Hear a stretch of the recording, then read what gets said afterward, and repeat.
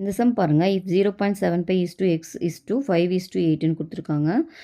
0.75 is to x இது வந்து பார்த்திங்கன்னா சமான வீதத்தில் கொடுத்தாங்க. டேரக்ட் ப்ரொபோர்ஷனை நம்ம எப்படி எழுதுவோம்? 0.75 divided by x which is equal to 5/8ன்னு எழுதுவோமா?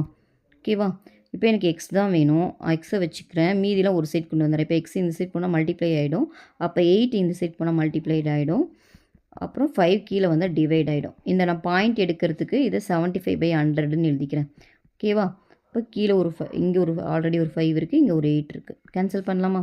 25 டேபிளில் கேன்சல் பண்ணிங்கன்னா இது 3, இது 4. ஓகேவா? இது 4 டேபிளில் கேன்சல் பண்ணிங்கன்னா இது 1 டைம், இது 2 டைம். அப்போ 6/5ன்னு வருது. இப்போ 5ஐ கேன்சல் பண்ணிங்கன்னா 1 டைமு, ரிமைண்டர் 1ல் இருக்காது, அதனால் பாயிண்ட் வச்சுக்கிறேன். ஒரு 5 போச்சுன்னா மீதி 1 இருக்கும். அப்போ 10 பாயிண்ட் வச்சதுனால மீதி 10 இருக்குமா? 10ல் 2 டைம்.